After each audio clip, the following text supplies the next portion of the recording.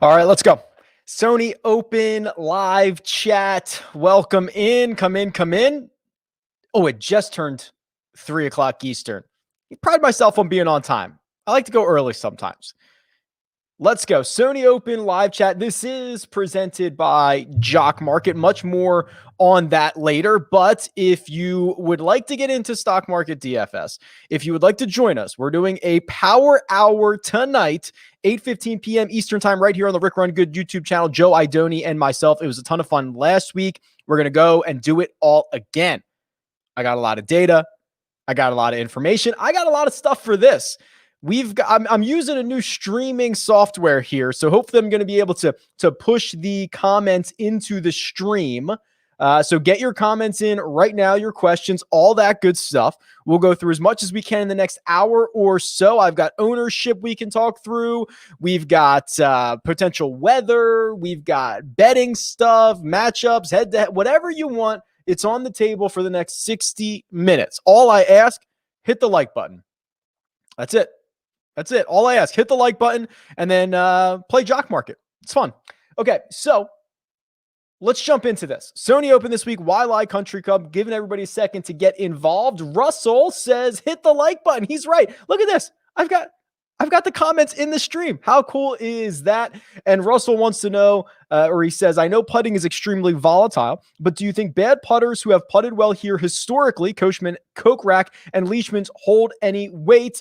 Appreciate it as usual. And I'm going to try to bring up the cheat sheet here. So does that look good? That looks pretty good. I think we're rocking and rolling. Again, new software. Bear with me over the course of the first couple of weeks here. But here is the cheat sheet. Everything you see is available on rickrungood.com. Check it out. So what I think that Russell is alluding to is he probably went to the Holy Grail. And he probably looked up strokes gained putting at the Sony Open over the course of the past couple of years. And what he noticed is that someone like Jason Kokrak popped off. That's what I'm assuming happens, because if I do that, I think that's what's going to happen, because I saw that Kokrak was in here. So here we go. So we can do sort by strokes gained putting, Sony Open history, anybody in this field. And when you start to get into some smaller or some larger sample sizes, you're going to see, Peter Malnati, 12 rounds. You're going to see Kuchar here. You're going to see Kokrak here, all that good stuff. So to the original question, what I think tends to happen here is bad putters can almost get away with it a little bit because the greens are smaller, especially compared to what we saw last week at Kapalua. So they're smaller and they're flatter. Essentially, they're very simple greens, at least in terms of the PGA Tour. So bad putters can kind of get away with it. If you're hitting a lot of greens, you never really have a super long putt, which we know longer putts it really amplifies the poor putting for a lot of guys. So you have a lot of shorter putts and you have a lot of flatter putts. And even though if you're a bad putter, a lot of these guys can start it on the right line. And I think that's what you're seeing. So it's a bit noisy. I don't know if there's all that much to read into it, Russell, but that would be my take on it. I think that worse putters can putt better on these greens, but I'm not like running to the bank to do anything about it. Jesse wants to know, how are you approaching Sungjae Im this week or Russell Henley due to projected high ownership? So let's go over to the ownership here. And I have Sungjae Im currently 28% as a projected ownership goes. That is, I believe, it's the highest. It's the highest on the slate. Webb Simpson second, Colin Morikawa third. And then what was the other? Oh, Henley. So Henley's here. I am at 15, which would be very reasonable for a past champion, for a guy who's been phenomenal in the restart in terms of strokes gained approach. So I don't think Henley's going to be as popular as maybe Kevin Kisner. They're very close to one another. We'll see that play out over the course of the next, 24 hours or so, or I don't know, 18 hours or so. So how I'm dealing with that is if I feel that Sungjae has to be in my lineup, if I feel that Russell Henley has to be in my lineup, I'll make concessions other places, right? Instead of going down here and maybe snatching Matthew Neesmith, who Matthew Neesmith is so interesting.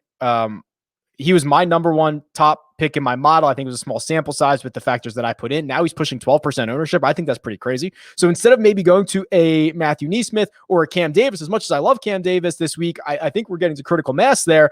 Where's the pivot? Is it Rory Sabatini, who is a third of Matthew Neesmith's ownership. Like be different somewhere else. So that's how I'm dealing with it. If I have to have Sungjae, if I have to have Henley, go find somebody else. JG wants to know, is there okay? I've skimmed through some of these questions. There are some comments, baby. Like, woo, we are going to be digging deep here. Is there any reason why Roger Sloan should be considered as a deep dark horse? Roger Sloan. I guess let's look at it. I don't know. I mean, this is literally the first I have thought about Roger Sloan this week. So let's see what I can find on him. Roger Sloan, 181 measured rounds. He's $6,500 on DraftKings. Let's look at how he's played recently. So he played the RSM, finished 23rd. Sanderson Farms finished 32nd. I mean, I'm looking at this at the same time that you are. What I see, I mean, I'll tell you what, I was not expecting to see that he's got, what would that be? 4 top 30s-ishes in his last 6 starts. Now, there are weak fields here in, well, I guess not all of them. Workday Charity was okay. And these are measured rounds, of course. And I'm just seeing a lot of holes, right? He doesn't do one thing particularly well over time, but he seems to get it done. Yeah, I mean, I Roger Sloan's probably not for me. I would say, look at this. He's basically like the average tour player. You could do worse. If he's the average tour player, he should probably be priced at like $7,200. He's 65. So good call. You can have Roger Sloan. I'm probably not going to have Roger Sloan, but hey, that's what we're here for. We're here to look at some of these players that we haven't considered. Here's another one. Nelson Ledesma leads the field in strokes gained approach, 8 rounds with 1,001 odds to win. Worth $1 wager. It's $1 and it's 1,000 to 1. You could make the case that anybody's worth that, but I'm not going to take 8 rounds of strokes gained numbers and say that's worth it, right? You're probably burning $1, but it's $1. So that's up for you. That's not for me. Oh boy, Jimmy Walker. Okay, so is Jimmy Walker worth putting in a lineup due to his past experience at this course? So let's do the course history stuff all together here, because this is a question that comes up a lot, especially this week, because we've never had another course but Waialae host this event, and it's always at the same time of year. Which means you usually get like a new crop of young guys in. The field is very consistent year over year, so course history is strong. However, and there are guys like Jimmy Walker, like Matt Kuchar, like Charles Howell III, like Jerry Kelly, that are going to be more owned than they should be this week. I think that's kind of the bottom line. I'm projecting Kuchar. This is kind of shocking, 4.2%. I bet you he comes in well over that. Charles Howell III, 16%. I mean, listen, I get it. He's like 19 for 19 in making cuts. He has like 10 top 10 top 10s here in 19 starts, but why? Like Charles Howell III is not twice as likely to win this event or reach value than Lonto Griffin, which is what the projected ownership is. So these really elite course history guys, I'm not necessarily buying into all of that. I would much prefer the guys who are playing well. You know, I've been on the record that I think Kuchar ran well over expectation in terms of wins for 18 months. And I think you're starting to see the version of golfer that Matt Kuchar is. No fault to him. I mean, he's a Hall of Famer, right? I mean, so no fault to that. I just am not really buying the course history for the guys that all they have is course history. All right, let's talk about Matthew Neesmith. So this is a really good question from Hank Hill. Matthew Neesmith popped up as my top golfer in my model, and it was obviously based on the weights that I put in there, and it was involving accuracy and I think a little bit of putting and all that good stuff. So let's see if we can dive a little bit deeper into Matthew Neesmith, and he's garnering big ownership. So here we go. Last time we saw him in a measured event was the RSM Classic. He finished 15th. This is the good stuff with Matthew Neesmith, and I think this is why he probably showed up as highly as he did on my model. So the shorter term stuff, which the model wants to weigh a bit more, and then the really good stats that I like, which is approach and off the tee, which is what we call ball striking, right? So you go 5 straight measured events, and he even missed the cut in 2 of these. 5 straight measured events where he gained strokes ball striking. The issue at Houston was losing 7.5 around the greens. I don't even know how you do that.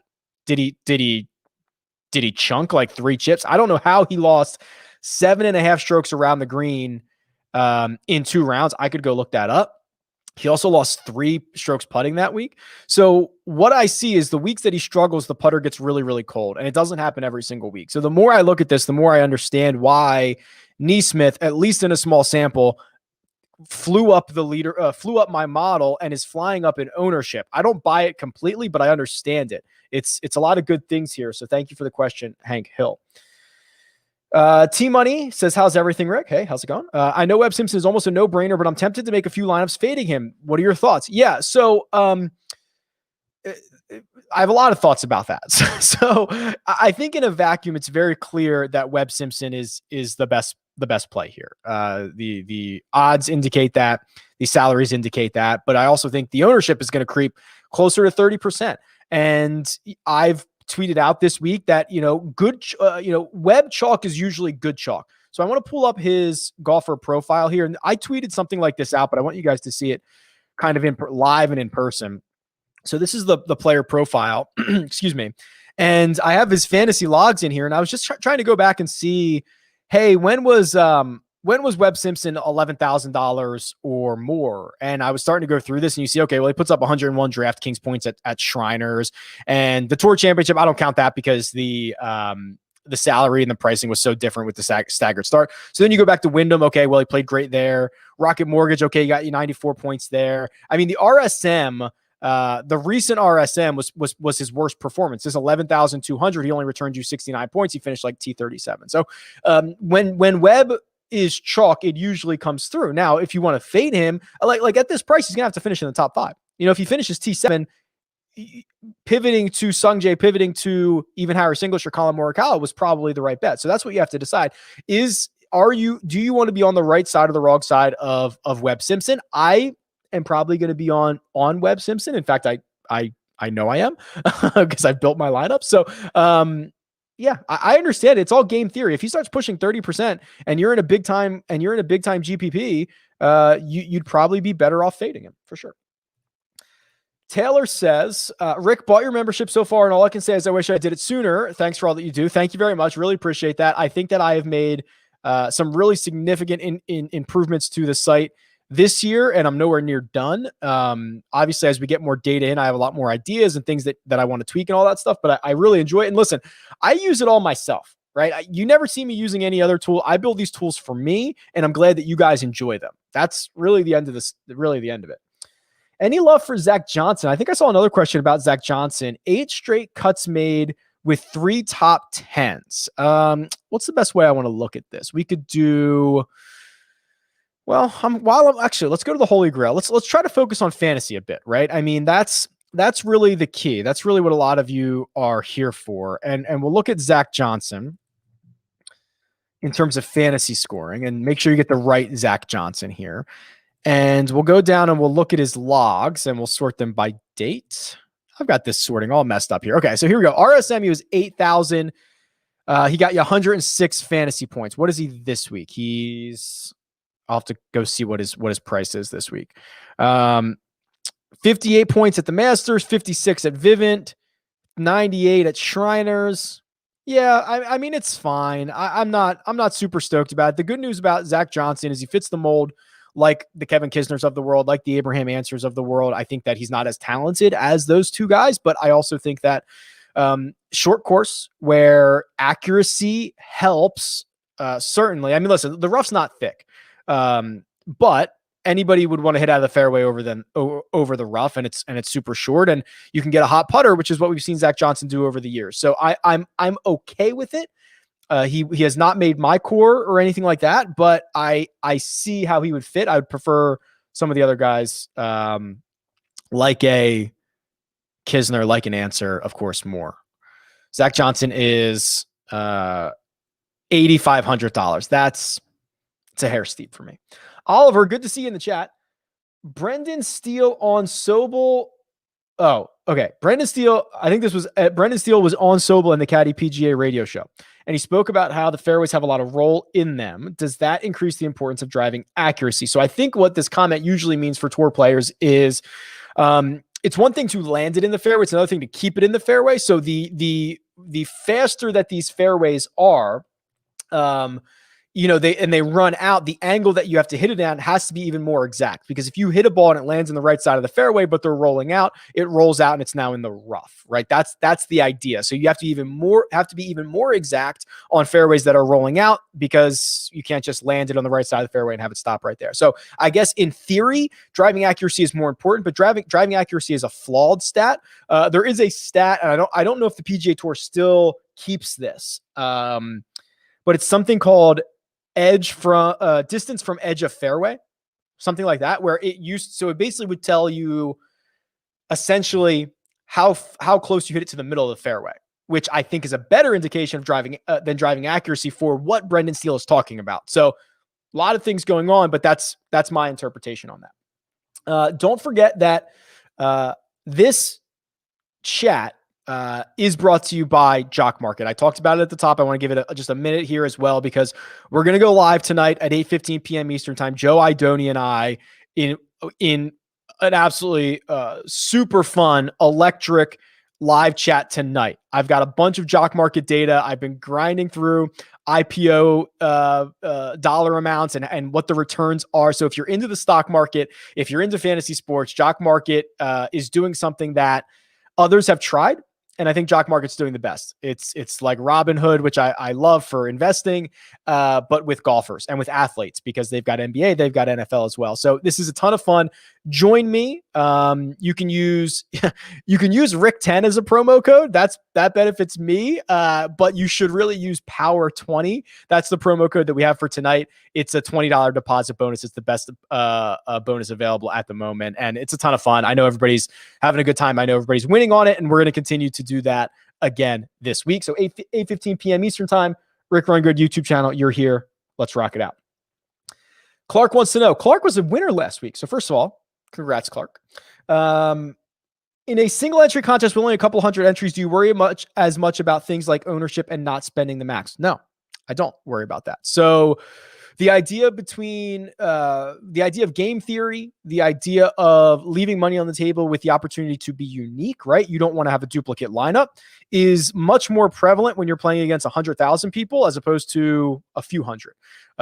You don't have to be as different. You don't have to have a score as close to the optimal. If you're playing with 100,000 people, something very close to the optimal score is going to win it. In fact, someone sent me a screenshot, and I didn't dive into it to confirm this, of a lineup that was 1 point off the optimal and did not win the contest. It finished second. So I'm assuming the optimal lineup did win that contest, which is crazy, right? I mean, usually there's like a 50-point gap between what the optimal lineup is and what the winning score is in large GPPs. Both no cut last week, 42 golfers, all that good stuff. I guess it was more likely that someone was going to hit an optimal. So to get back to your question, Clark, no, I'm not as worried about it. I tend to play a bit chalkier. I don't have a similar drive to leave as much money on the table, just because you're not going to have to be as unique. That's really what it boils down to.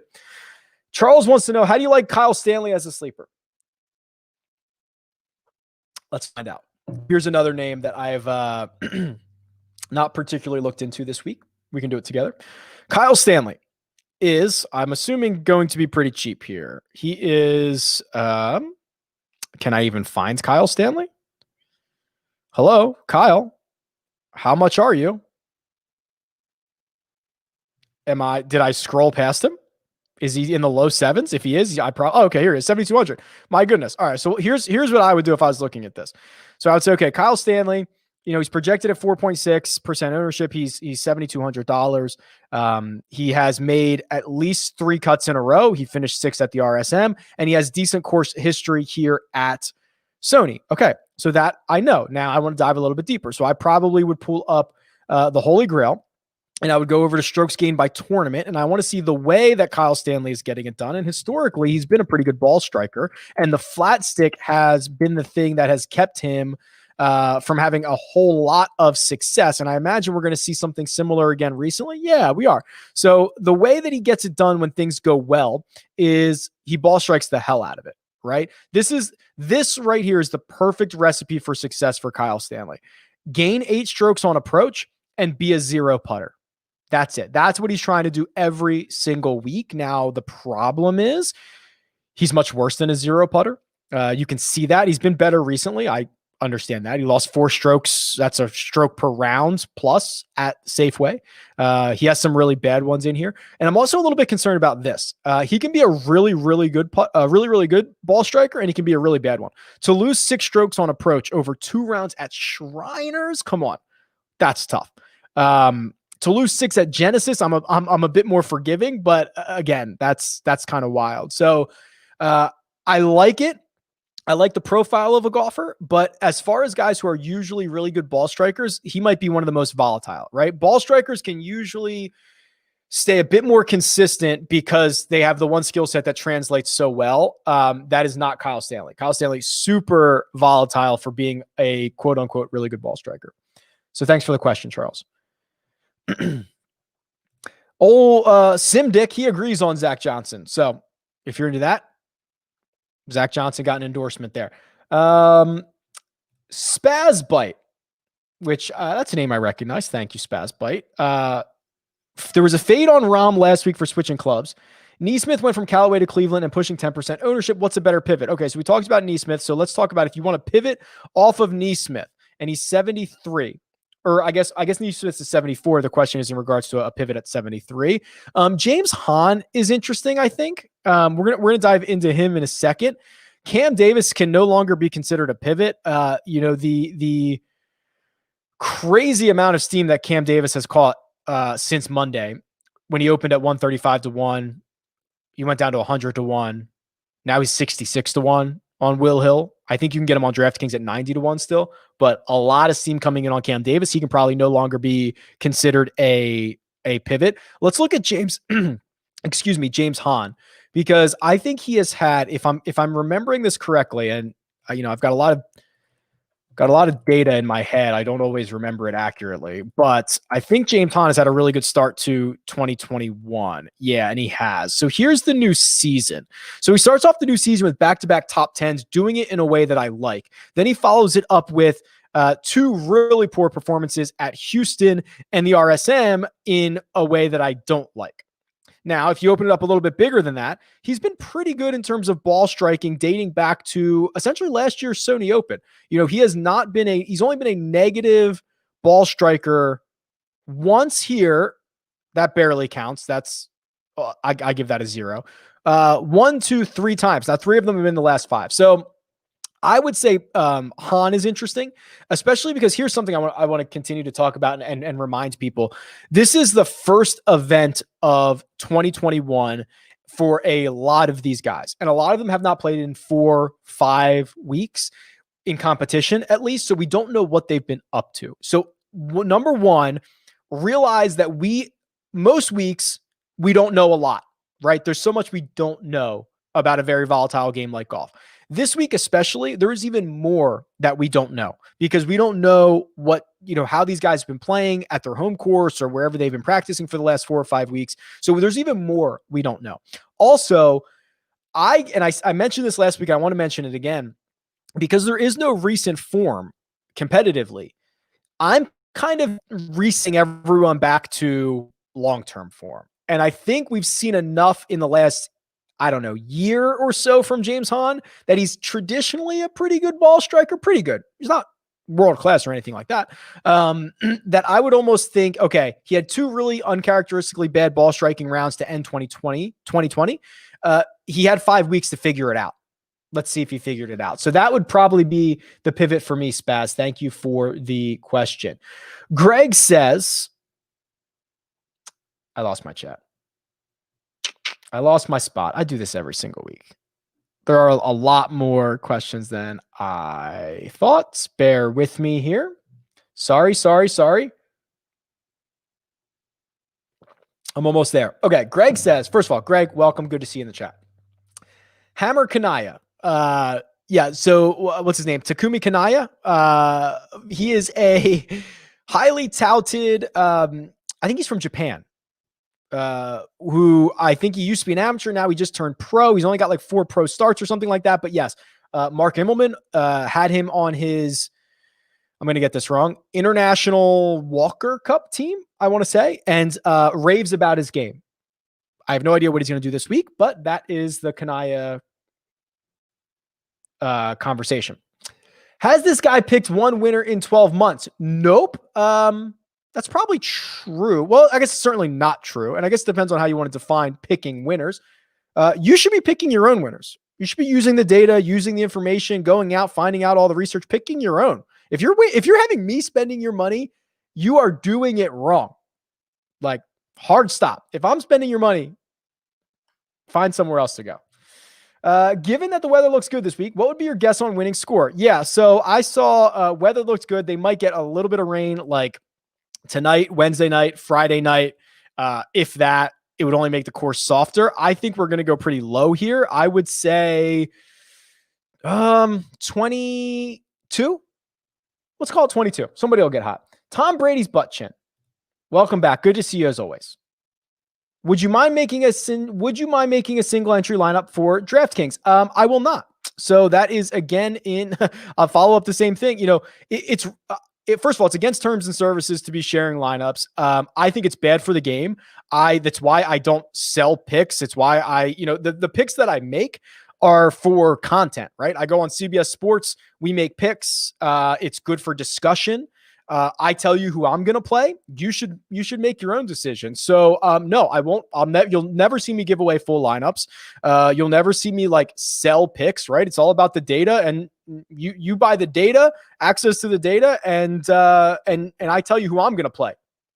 That's basically it. But no, I will not build a single entry lineup, but I appreciate you bringing it up because it is a really good topic of conversation. TJ in the chat. Yeah, dude.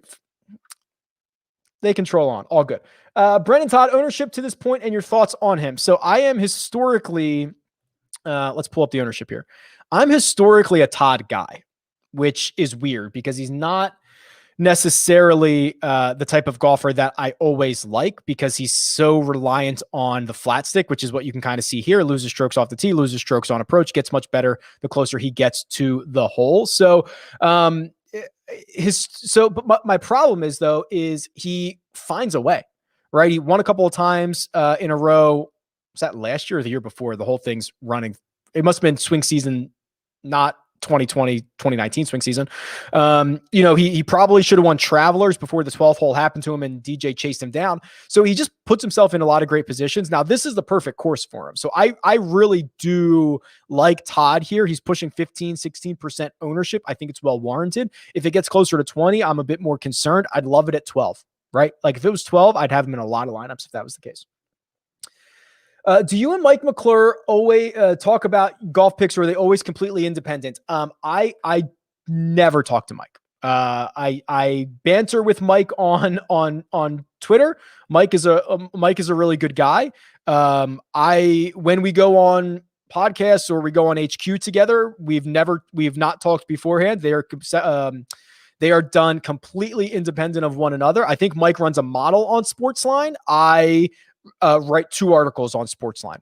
That's my commitment to them via my CBS Sports partnership. But no, Mike and I we do not collab outside of, I think Mike's a really good guy. And I love Chief. He's a great looking dog. And no, we don't collab. Rick, who are you starting with in the $200 Webb ? Yeah. So I won't give you the whole lineup, but I'm going to play the $200 single entry. It's my favorite. It's my favorite contest on DraftKings. Oh boy, hold on. Give me a second here. And I will tell you that, yes, Webb is in it. That's as far as I'll go. Webb is in it. Ghim or Thompson. Okay. So Michael Thompson, really great week last week. I want to show you guys this because this is another conversation that I think cannot be brought up enough. Here's the live leaderboard from last week.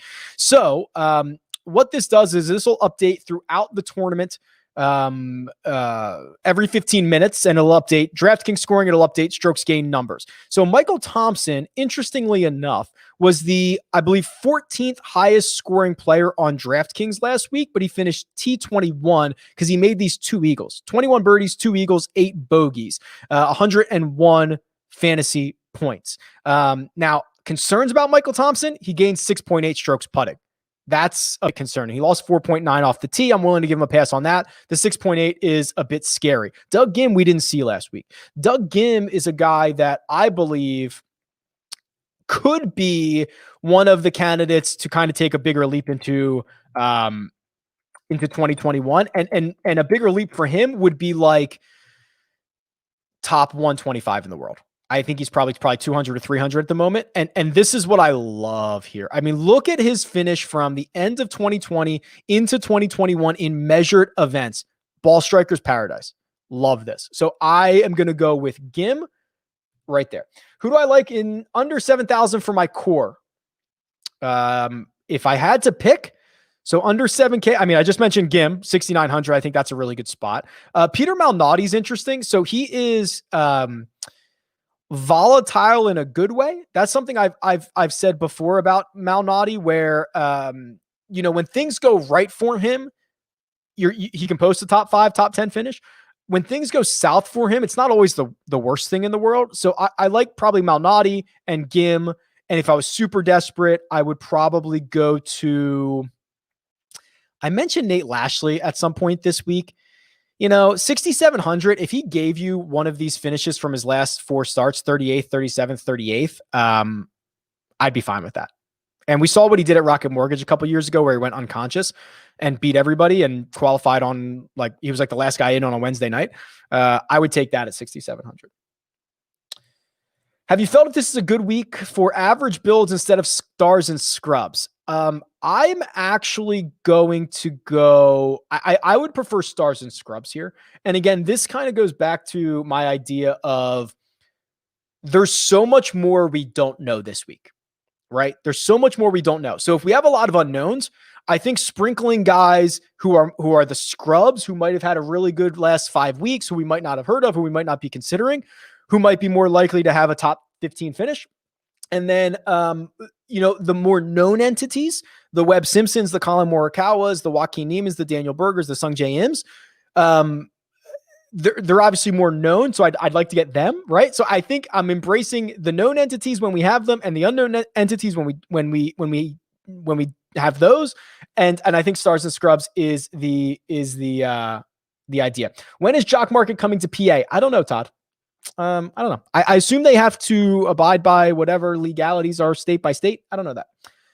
Does strokes gained off the tee take into account stats like driving accuracy, or is it just based off of lasers? Pew, pew.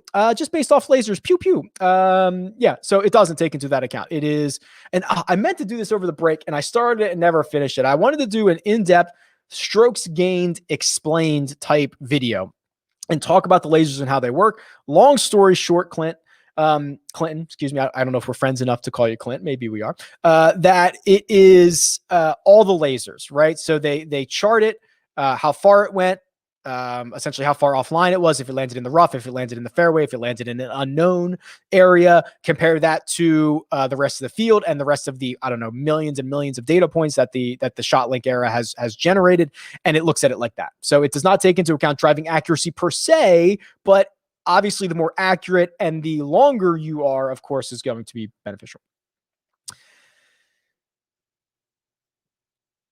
Do you buy into playing as many players that played last week or best 6 stat fits? Super Pete, good question. So I will say that you're going to see a lot of stats, and I don't love these types of trends, right? Where someone's like, oh, well, 10 of the last 15 winners played the Tournament of Champions. That's not all that helpful. There's a reason those people were in the Tournament of Champions, because they're like the better golfers, the guys that win. So it's not unusual for them to come over and win this event, right? Like, obviously, that makes complete sense. So I don't know if I have an answer to this question. I don't buy into just because they played last week, they're better this week. All of these guys in the field have swung a golf club in the last week. I can almost guarantee that, right? Whether they did it at Kapalua or not in competition, I don't know if it matters all that much. I just think that the industry buys too much into if they played at the Tournament of Champions, if they are already a really good player. It doesn't make any sense. Take the field, especially after they gave away money last week with English at 24-1, says Gus. I'm not sure I understand that comment, but yeah, there you go. With you and Pat Mayo possibly all over Doug Ghim. Oh, I did not know Pat Mayo was into Doug Ghim. How popular will he be? I don't know, man. I'll tell you what, for the longest time, I never even really cared or noticed or thought that there was any type of movement in some of this stuff. But the industry, I think, has gotten, what's the right word? I don't want to say the industry's heading in the same direction. Maybe everyone's just kind of mega minding the same stuff, whether it's ball striking or whatever. Obviously, I try to record and get my stuff out as early as possible. So I never see anything like that. But I do think that a lot of the popular sites or content providers are moving the number a bit. So you asked me about Doug Ghim. I'm going to stick by this and say that my projected ownership is 8%.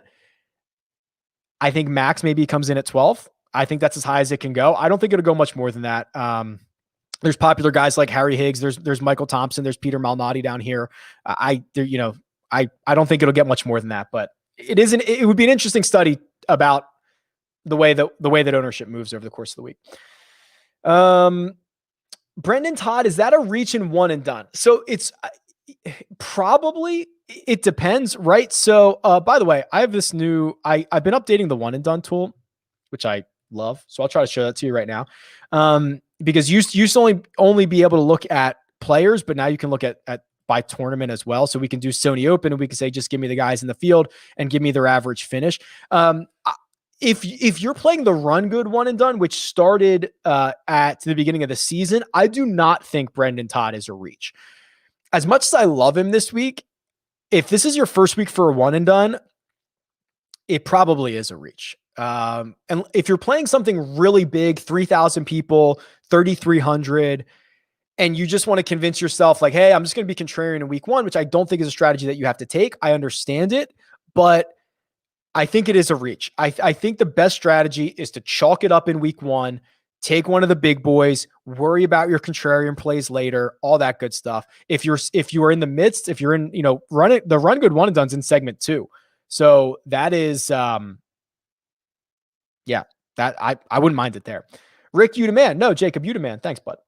What are your thoughts on Furyk? Asks Ryan. Again, I see the idea behind it, right? Which is accurate driver of the ball, good wedge player, hot putter. I've not even kind of thought about what Furyk has done recently. I guess we can look this up together. What are his recent results? So Safeway, I guess, is the last time we saw him. Finished T46, cut 48th, cut 54th, cut 49th, 63rd, cut. That ain't great. So maybe the version of Furyk that we saw, when did he have like that good? He had that good run where he went. When was that? Was that? Oh my God, it was really long ago. I'm thinking about this. The 9th, 2nd, 18th, 23rd stretch that he had, March of 2019. Feels like we are pretty far removed from that version of him. So I will not be involved on Furyk this week. Yeah. So Matthew asks about Abraham Answer. I'm actually kind of shocked it took this long for Answer to come up. And the thing with Answer is this, where he goes out and he shoots on Sunday last week. He shoots this 7-under round of 66, right? Par 73, which is one of the lowest rounds of the day. I love guys that get it going on the weekend in the previous week. This should be a perfect fit for him. He loses, the concerns are he gains 6 strokes putting, but we've seen him do that at times. I think he bounces back from this off the tee number. I don't think he can lose 3 strokes at Waialae with how accurate he is. So this should be a really good fit for him. I like the way he played on Sunday, and we can let's look at his Sunday numbers in particular. Much better on approach. There we go. Okay. This is what I want to see off. If we see this all 4 rounds from Answer, this is going to be great.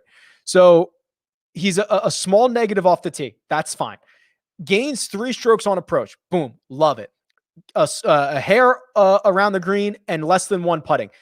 That right there. That's the facsimile. Go take that mold, run it out 4 times. Abraham Answer raises the trophy at the Sony Open 4 times. That's the way he's got to do it. What is my take on Sepp Straka? Sepp Straka's come up a lot this week. My take on him in general is he's very volatile. He is a great showdown play. He is live in a lot of first round leader opportunities. He has historically not put 4 rounds together. So I would be wary of that. And I would consider a showdown approach with Sepp Straka. TJ says, are you playing Hahn down there instead of Neesmith? Neither of them made my core. If you put me into, if you made me decide, it's tough. I'd probably play Hahn instead. Who wins this week? Webb.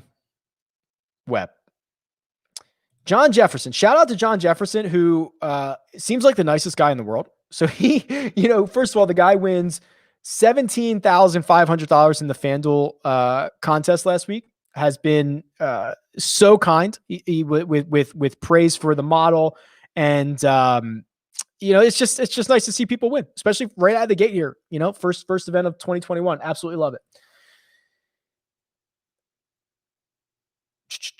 Frankie says, new member, still trying to master your tools. Thanks for everything that you do. Let me know if you have any questions. Oh, this is always a good question. So TJ knows what's going on. So this is always a good question. What golfers have grown on you more and more as the week went on? I'll also take the opposite side of that, of which golfers have I've kind of faded on. And I hate to say it, I'm getting really nervous about Cam Davis, to be honest with you. The steam that he's catching to go from a 135-1 Open to 66-1 on Will Hill right now. I know you can get him at 90 at DraftKings, but it's a big move, which means, and I don't know how trigger happy Will Hill is on moving the numbers, but for him to move that much in 2.5 days is scary. And I'm worried about the ownership, and I still really like it, but I don't think people realize this kid's raw as hell. He's just as likely to finish T7 as he is to slam his trunk and go home on Friday. The guy, it's raw. It's going to be volatile. So that makes me nervous. And I also hate to admit this, Hideki's grown on me. And I'm such a sucker. TJ.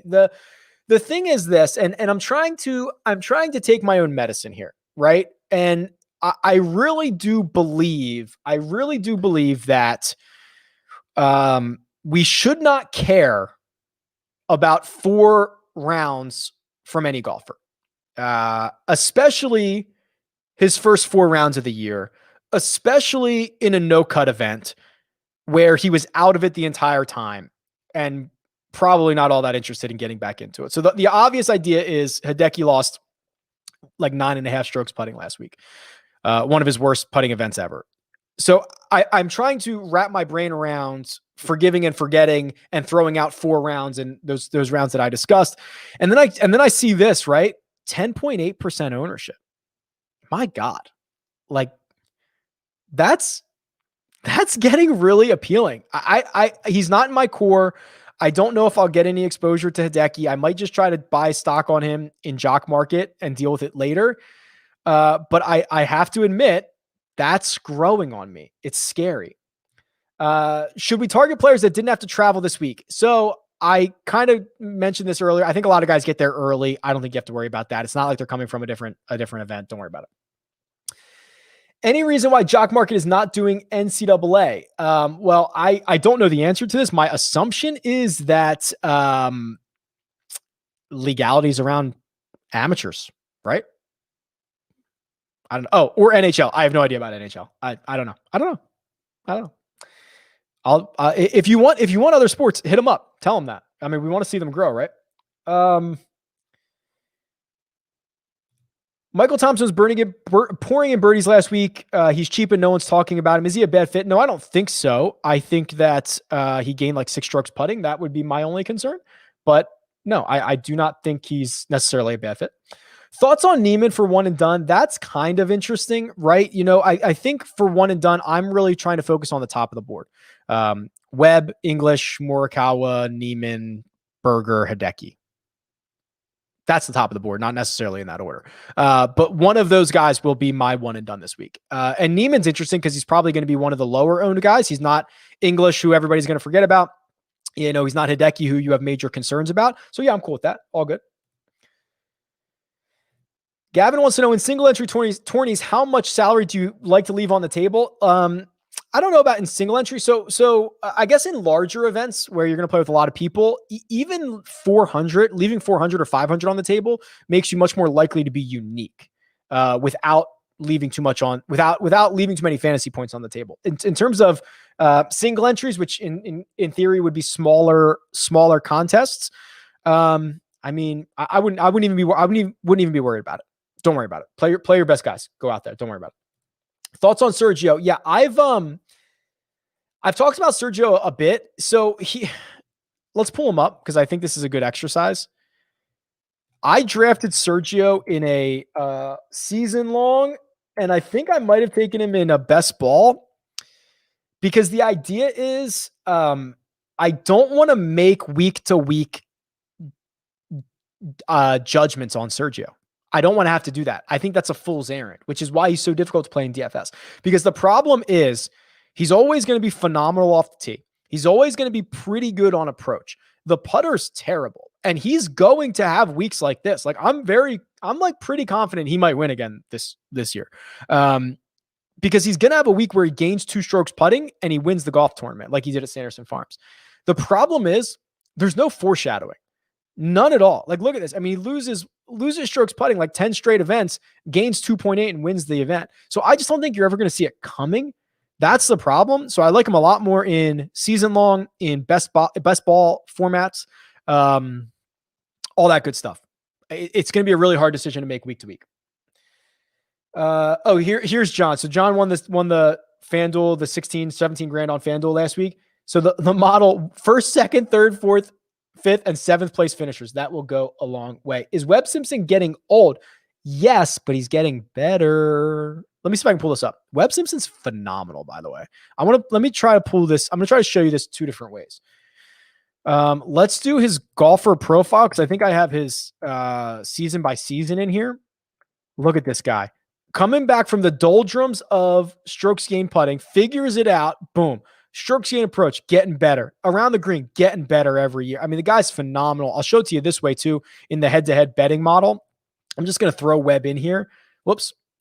And because I just want to see his climbing strokes gained over like the last 3 years or so. So Webb's the blue one. Look at this. Look how bad he was because he couldn't putt, right? And then this steady climb, 3 years. Boom, boom, boom, boom, boom. He might be getting old. He's getting better. Don't worry about it. Would you trade Simmons for Harden? Good question, Jeff. No. I mean, listen, I know that Ben Simmons can't shoot. I know the Sixers need a guy who can create his own shot. Harden, to me, like, how much longer can he be this good? I also think, like, what you're seeing right now, which is the guy's going to play himself out of Houston. I mean, hey, tip my cap to you. He wants out. He's going to get it. I would not trade Simmons for him, but I'm a sucker and I'm a nit. So I don't know. Best way to tell someone to not play Zach Johnson. Don't do it. Don't play ZJ. Rick's dog Oliver in the chat. Did you hear him? Is he here? No. Oh no. Oliver's here. Oliver is right there. He is on a chair right there, laying on his side very cutely. But if Amazon comes, you're going to hear from him. All right. Talked about that. One and done. First, all right, let's talk one and done real quick. So we got a couple more minutes here. Get those questions in. I'll try to get through as many as I can. I don't know how far behind I am. I might be pretty far behind. I better roll through these. One and done. Take Webb or Berger. Is Kisner too risky in a larger one and done? Yes, I think he is. I don't think you have to do that, especially for week 1. Is Sebastian Munoz one of your favorite plays? Yes, he is. So the thing with Munoz is he goes, 54 holes last week, played him absolutely phenomenal the final 3 rounds. I love that. And he's won on the PGA Tour before. I think he gets another one. Talked about Jim Furyk. Sorry, we got to go quick here. I'm way behind. I'm like 20 minutes behind the chat. At least some of these we've done already. Is Colin Morikaw's lack of putting prowess a concern at this particular course? We can actually look this up. So if you go to the course key stats here, and you can see what types of players have had good success. Here's strokes gained putting. It's 26. It basically means it is a middle of the road stat for Waialae compared to all other courses on the PGA Tour. So with it being completely average, I would say no, it is not a concern at this particular course. It's the same amount of concern as it is everywhere. Berger, Im, or Niemann in one and done. It depends on how big your contest is. If it is, I would take Berger or Im. Does it matter for you if it's a first career start for a guy? This is a good question. I don't have the data to back this up. I want to look into this at one point, Gavin. I don't think so. So, and you ask a lot of golfers about this, and I've had the opportunity to ask a couple guys about this, and they usually don't care. There's really nothing tricky or special about Waialae. There's really not. Kapalua is a different story. There's nothing tricky out there. There's usually nothing that these guys can't get in their practice rounds that they don't need to figure out. You see what young guys did on the PGA Tour the last couple of years, where everywhere they play, it's for the first time. So no, not a concern. Drinking water out of a wine glass. Is this a wine glass? What else is it? I don't know. Maybe it is a wine glass. Answered that. I do not think Simpson is going to be, well, it's tough, man. I mean, listen, I thought for sure at the beginning of the week, Simpson was going to be the most, or at least the most picked, the most owned one and done player. I thought that for sure. Now, the only problem with that is people lock in guys, right? People lock in Webb to Wyndham. They lock in, call it Hideki to Waste Management, call it DJ to Pebble Beach, call it Rory at Eastlake. They have these ideas in their head, and they might not want to play him here. And it's one of the few places that he's a great fit that he hasn't won. So I still think he's going to be probably one of the top two highest owned. I don't think he's going to be underlooked all that often. Yeah, so I saw this. Kuchar's back on the broomstick, or I'm sorry, Adam Scott's back on the broomstick, which for now, right? With the way he does it, we'll see what he does Thursday morning if he's actually going to use that. But he has been historically better with it. I'll have to run the numbers, which it will take me a while because I have to go back and like look at what weeks he's used that, which would kind of be annoying. But historically, he's been a little bit better with that broomstick putter. I'm still going to wait and see on Adam Scott though, because so few rounds. Interesting to see that he's played so few competitive rounds and he's going back to the long putter.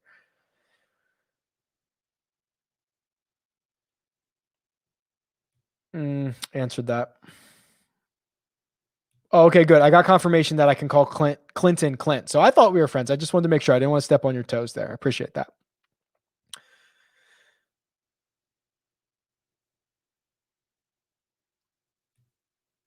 Best top 3 picks to win. In a vacuum. So I guess Webb, Morikawa, Berger.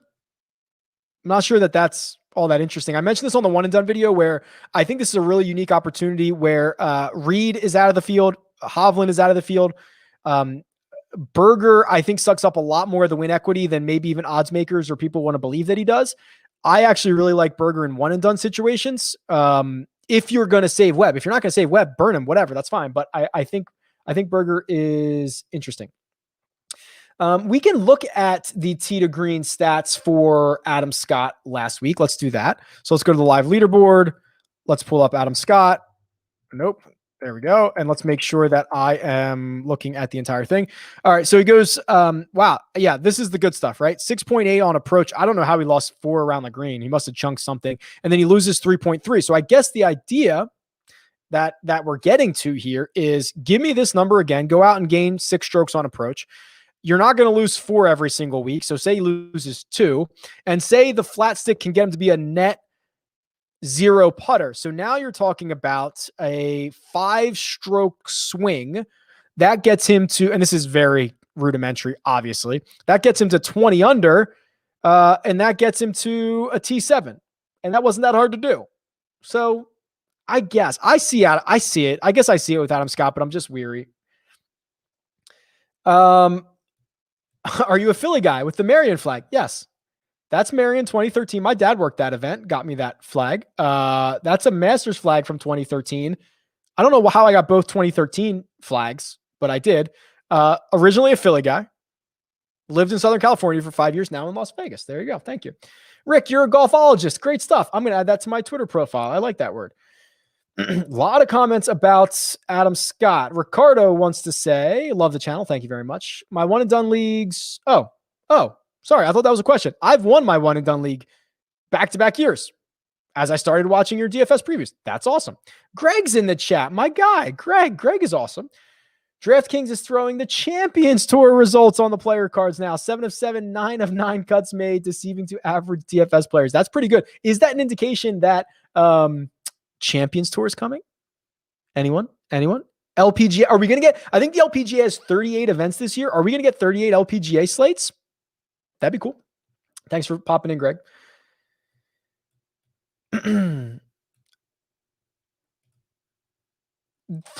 Favorite DK plays between 7 and 8K. Sorry, I lost my spot, which I do quite often. Between 7 and 8K. Again, in a vacuum, not talking about ownership wise. It would probably be Munoz, Cam Davis, even Griot is kind of interesting this week, and also Kokrak. Kokrak was, I think he was really poor putting last week. He's had some good rolls at Waialae on these greens before, so I'm okay with that. How's everyone doing? Good. How are you? I'm officially not man enough to go with Hideki. I'm not sure I am either. That's what I'm trying to figure out. I'm trying to determine how much I can stomach, and I don't know. What about Griot? Okay, so we can pull up Griot here, and let's look at hold on. Let me pull this up real quick. So he goes 8th at Mayakoba, 18th at RSM.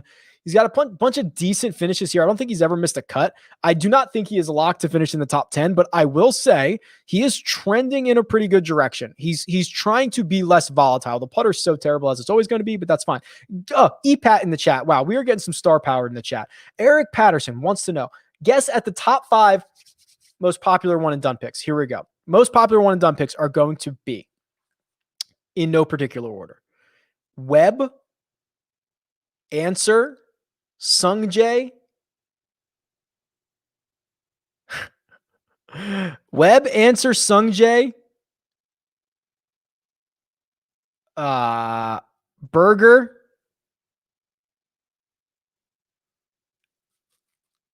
Neiman. I don't know if that's right. Thoughts on Munoz? Covered it. Love it. Is Munoz the most owned in the 7Ks? Well, one way to find out. Let's pull it up. So in the 7K range, which is right here, I have Kokrak at 9, Neesmith at 12. That's kind of wild. I have Munoz at 10. So no, Neesmith is checking in at a big number. I don't know if I believe that, but that's what's happening. Yeah, the Lonzo thing, you can bring it up every week. Same thing as always.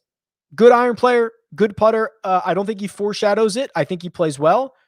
I just don't think there's going to be a lot of great course fits for him because the two things that he does when it goes well work everywhere. So it's Lonzo, baby. Let's go. How much do you put into the ownership projections?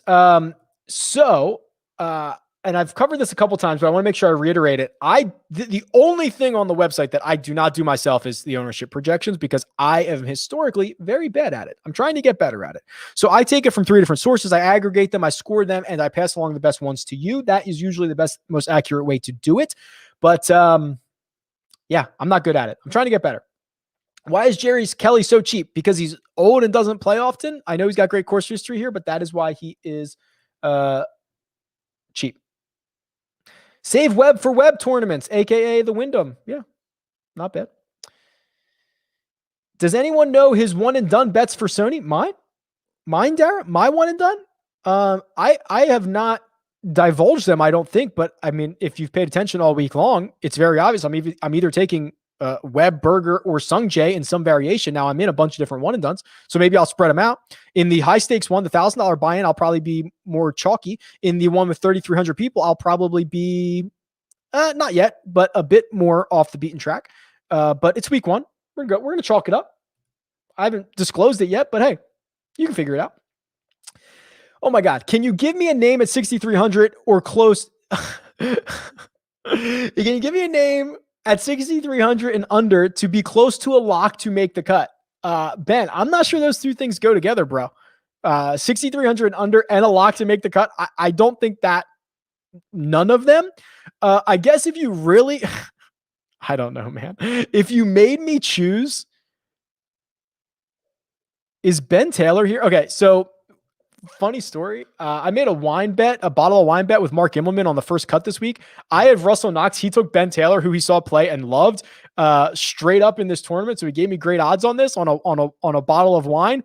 You could play Ben Taylor. I don't know much about him. Mark Immelman seems to like him. If you made me choose, I would probably say Michael Gligic, which I actually think I'm pronouncing incorrectly. A Canadian would probably be able to fix my pronunciation on that.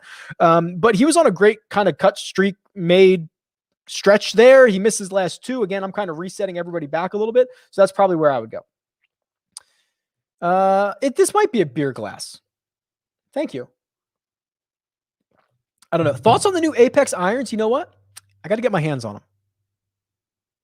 Thomas, if you're offering me a set, ship them over. Do you have any players locked into certain events in the one and done? So no, but what I would actually recommend, this is a really good time to do it. And I did this 2 years ago. I made 2 entries into one and dones where one, I picked them all out before the season and slotted everybody in and played them that way. And one that I made the decision week to week. My season-long one did better. And it's really interesting because it removes a lot of your week-to-week bias, which is usually wrong. Some guy misses the cut, now you're off him, blah, blah, blah. I would actually recommend going through the process of scheduling out your one and done for the entire season. It's really good. It's really helpful. But no, I don't have anybody locked in. Listen, I'm in overtime right here. Let's keep going for a minute. Do you stand by your advice that you gave in a strategy video from the one and done to avoid top chalk?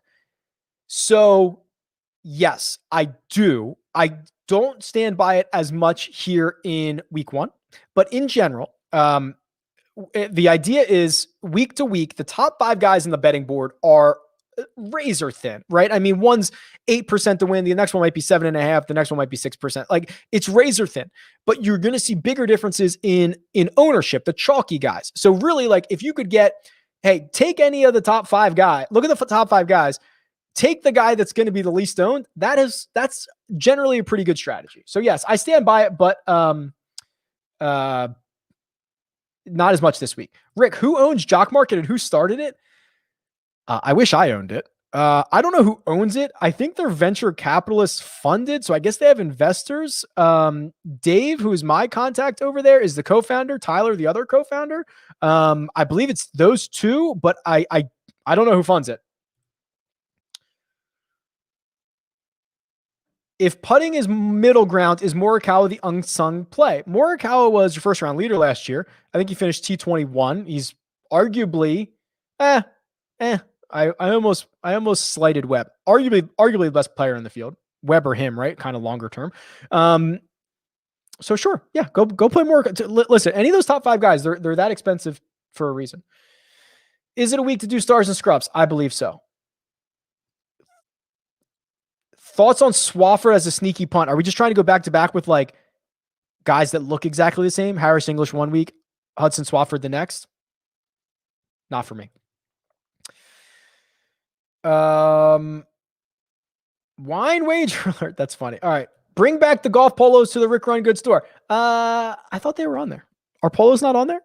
I'll look because I thought they were on there, Kevin. Gligic. Oh, okay. Look at that. I got confirmation from a true Canadian in the chat. Thank you very much, Eric.